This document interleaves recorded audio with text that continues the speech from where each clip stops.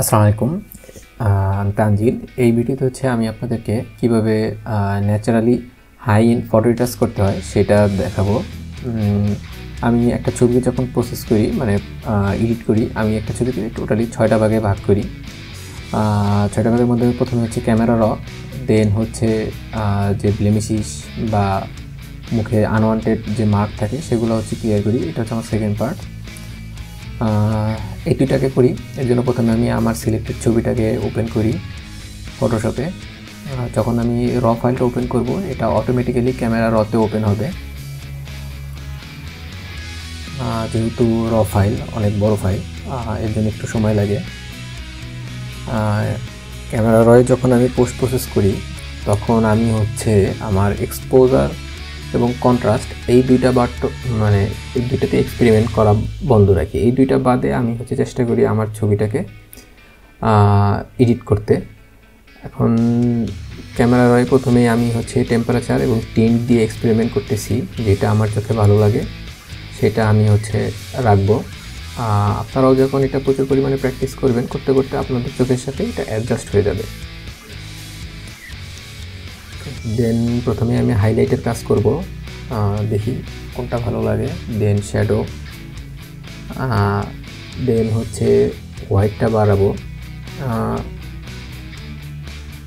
এইখানে হোয়াইট যেটা বাড়াইলাম, এই হোয়াইটটা হচ্ছে আপনি আপনার ছবির মধ্যে যে অংশটুকু ব্রাইটনেস আছে, একটা আছে ওভার ব্রাইটনেস আর একটা আছে মানে আলো যেখানে দরকার সেইখানটায় ব্রাইটনেসটা হোয়াইটটা বাড়ায়। এর জন্য আমি এটা হোয়াইটটা ব্যবহার করি।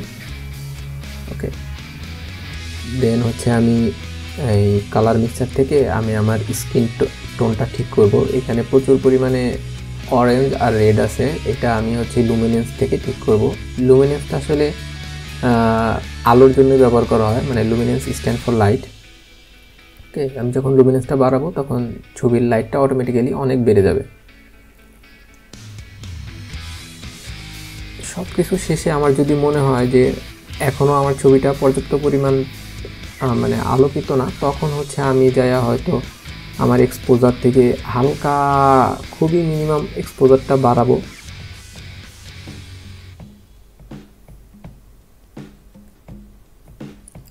আর আরেকটা জিনিস হচ্ছে সবচেয়ে ইম্পর্টেন্ট, সেটা হচ্ছে অলওয়েজ প্রিভিউ দিয়ে ছবির বিফোর আর আফটার চেক করা। এতে আপনি বুঝতে পারবেন যে আপনার ছবিটা আসলে কী পরিমাণ আপনি চেঞ্জ করছেন।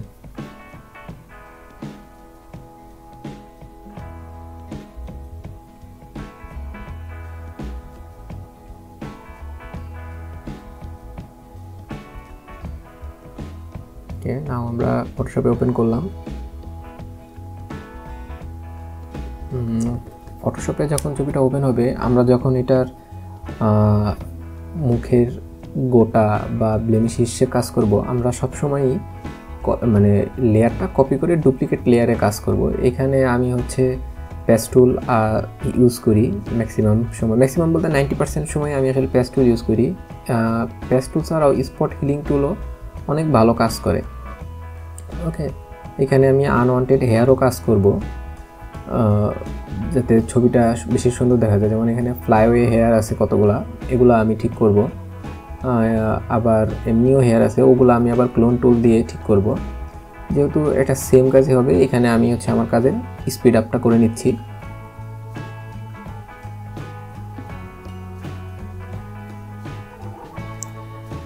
আর এই হচ্ছে আমার একটা ছবি এডিট করার সময় প্রথম 2 পার্ট গেল। দেন আরও 4টা পার্ট আছে, যেটার মধ্যে প্রথম পার্ট হচ্ছে মানে 3 নম্বর পার্ট হচ্ছে ফ্রিকোয়েন্সি সেপারেশন, যেটা হচ্ছে হাই ইন ফটো রিটাচ আমরা যেটাকে বলি। আমি হচ্ছে এইটা সহ বাকি 3 পার্টের জন্য আমার যে অ্যাকশন আছে, আমি সেই অ্যাকশনটা প্লে করে দিলাম।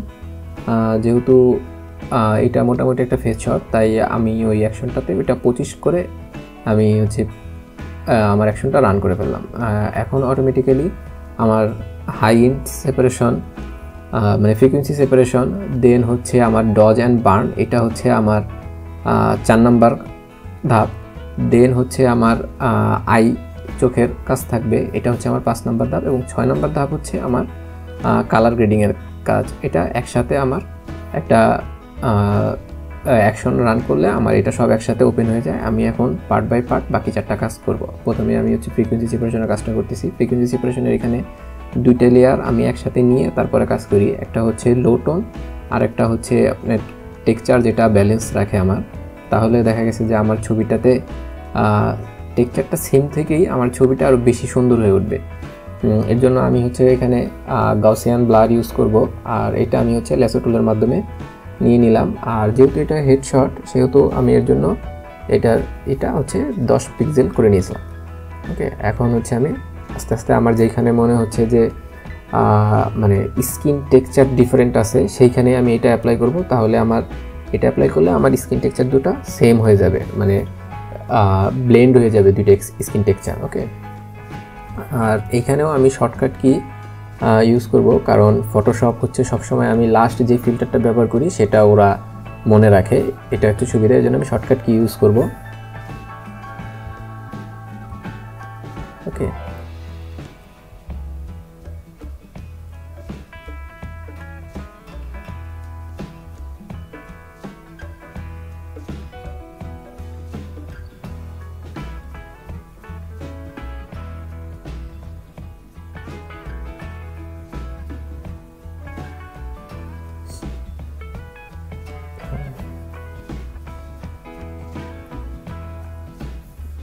যেখানে আমার কাছে মনে হচ্ছে যে কালার টেক্সচারটায় মানে স্কিনের টোন ডিফারেন্ট আছে, আমি সেইখানেই এই গাউসিয়ান ব্লারটা অ্যাপ্লাই করতেছি। নাও হচ্ছে আমার গাউসিয়ান ব্লার অ্যাপ্লাই করা শেষ। এখন হচ্ছে আমি ডজ অ্যান্ড বার্নের কাজ করব। এই ডজ অ্যান্ড বার্ন যদি আপনি পারফেক্টলি করতে পারেন, তাহলে আপনি দেখতে পারবেন যে আপনার ছবিতে যে লাইটের ডাইমেনশন, সেই ডাইমেনশনই চেঞ্জ হয়ে যাবে। ডজ অ্যান্ড বার্নের জন্য আমি আমার যেহেতু অলরেডি অ্যাকশন রেডি করা আছে, এখানে আমি ব্রাশ টুলের মাধ্যমে 5% ওপাসিটি দিয়ে প্রথমে ডজ করি, দেন হচ্ছে বার্ন করব।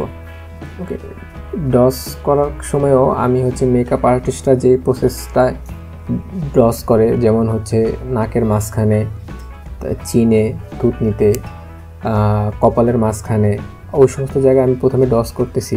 আবার আরও এক্সট্রা লাইট আপের জন্য আমি আমার ঠোঁটের উপরে, মানে যেখানে হচ্ছে লাইটটা আসলে পড়ে, আমি সেইখানে হালকা বাড়িয়ে নিচ্ছি। আমি আমার চোখে যতটুকু পারফেক্ট লাগে আমার কাছে সেটা।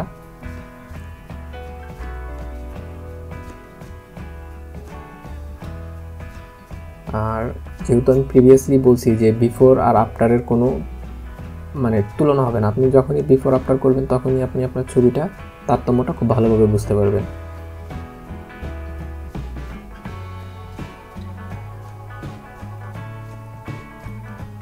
এখন আমি হচ্ছে বার্ন করতেছি।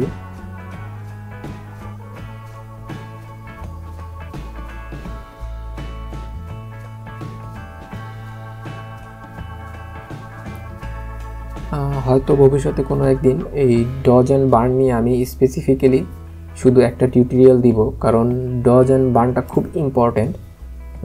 এর জন্য অবশ্যই আপনাদের থেকে আমার জানা লাগবে যে আপনারা আসলে টিউটোরিয়ালের জন্য আগ্রহী কিনা। এই হচ্ছে বিফোর, এই হচ্ছে আফটার।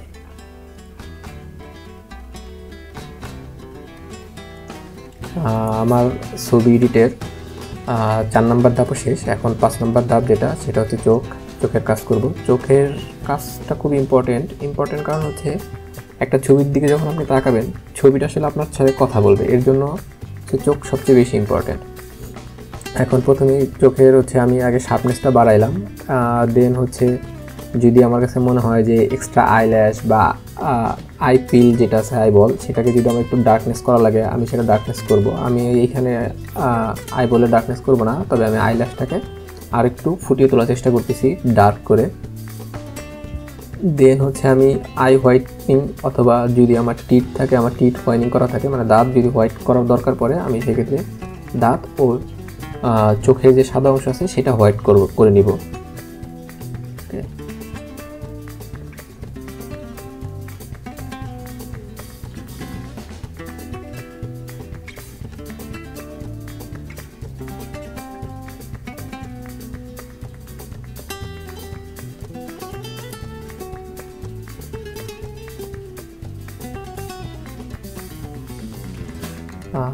দেন হচ্ছে আমি চোখের একটু আলোটা বাড়াবো যাতে ছবিতে চোখটা আরও বেশি ফুটে ওঠে।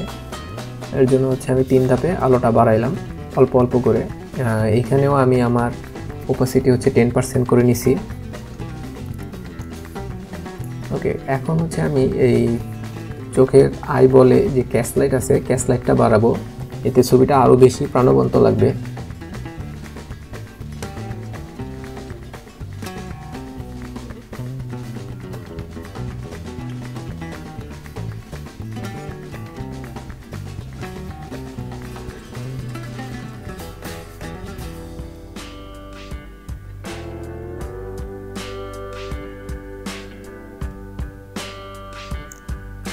অনেক সময় ছবি তুলতে গেলে ক্যাশ লাইট পাওয়া যায় না, তখন আপনারা চাইলে এই এক্সট্রা ক্যাশ লাইটটা নিজেরাও বসায় নিতে পারেন। বসায় নিলে সেক্ষেত্রে ছবিটা আরও বেশি সুন্দর হবে, ছবিটা আরও সুন্দর করে ফুটে উঠবে।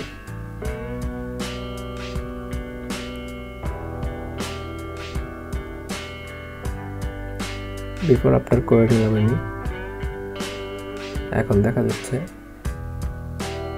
Before after.